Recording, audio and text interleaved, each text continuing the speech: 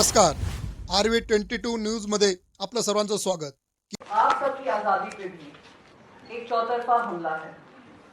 आज digital platforms जो हैं एक बहुत इंपॉर्टेंट माध्यम बन गए हैं जिस माध्यम के द्वारा आरटीआई एक्ट से इन्वेस्टिगेशन करने के बाद इन्वेस्टिगेटिव जर्नलिज्म थ्राइव करेंगे।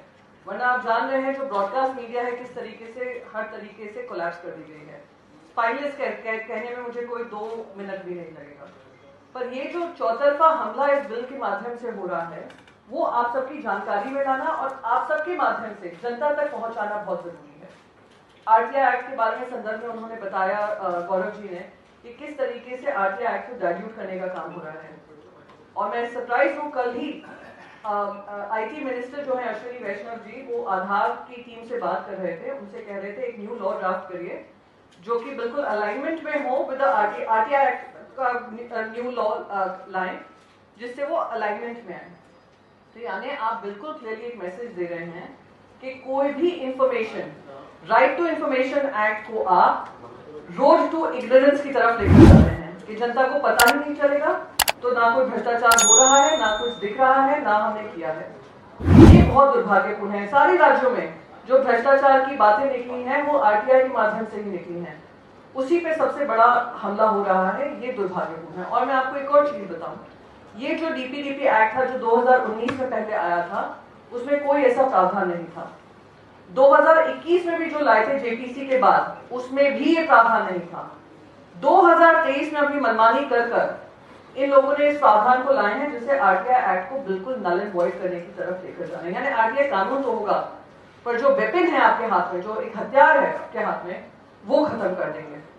दूसरा महत्वपूर्ण बात है जिस तरीके से प्रेस फ्रीडम की हम बात करते हैं, और शुरुआत में ही मैंने अपने ओपनिंग कमेंट्स में कहा कैसे इन्वेस्टिगेटिव जर्नलिज्म को खत्म करने की ओर बढ़ रहे हैं हम, कि कोई भी इन्वेस्टिगेशन को लेकर कोई भी अगर डेटा चाहिए आपको डेटा फिड्यूशियरी बना देंगे, और आप कोई भी डेटा स्टोर कर रहे हैं, आप उसका इस्तेमाल कर रहे हैं, उसके लिए आपको अकाउंटेबल बना देंगे।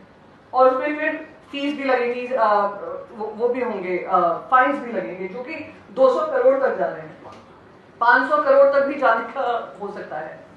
और द वर्स्ट पार्ट इज कि जो डेटा प्रोटेक्शन बोर्ड बन रहा है, डेटा प्रोटेक्शन बोर्ड जो बनेगा वो सेंट्रलाइज्ड इन नेचर होगा, यानी डिसेंट्रलाइज्ड भी नहीं है। जैसे अगर तमिलनाडु में तमिल बोला जाता है, वहां की पॉपुलेशन अलग है, तो उनको भी उसी के कमांड में ले आया जाएगा, सेंटर के कमांड में। महाराष्ट्र में मराठी बोलने वाले हैं, मराठी पर्सनल डेटा है, उसको भी सेंटर के कमांड में ला रहे हैं। कौन चेयरमैन बनेगा, कौन बोर्ड मेंबर्स होंगे, क्या उनकी सैलरीज होंगी, क्या उनके अलाउंसेस होंगे, क्या उन पे एक्शन किया जाएगा, वो भी केंद्र सरकार के ही नुमाइंदे डिसाइड करेंगे। तो ये किस तरीके से फ्री एंड फेयर है। और साथ ही साथ सेंट्रल गवर्नमेंट के हाथ में ये भी पावर है कि वो डिसाइड करेंगे कौन इंफॉर्मेशन शेयर कर सकता है। प्राइवेट एंटिटीज भी, अगर हम प्राइवेट एंटिटी से भी इंफॉर्मेशन मांगेंगे वो भी उनको एग्जेम्प्ट कर सकते हैं फ्रॉम शेयरिंग इंफॉर्मेशन। हम लगातार देख रहे हैं कि आरटीआई का पीएम केयर्स को आरटीआई से हटा दिया। कोई भी चीज जहां पे अकाउंटेबिलिटी सरकार की होती है आरटीआई से हटा देते हैं। अब ये करने के बाद जो इन्वेस्टिगेटिव जर्नलिस्ट हो, सिटीजंस एम्पावर्ड एनलाइटेंड सिटीजंस हो, जो अकाउंटेबिलिटी और ट्रांसपेरेंसी की मांग करते रहे हैं, जिसकी लड़ाई लड़ी है उन्होंने, उसको भी खत्म करने का काम है।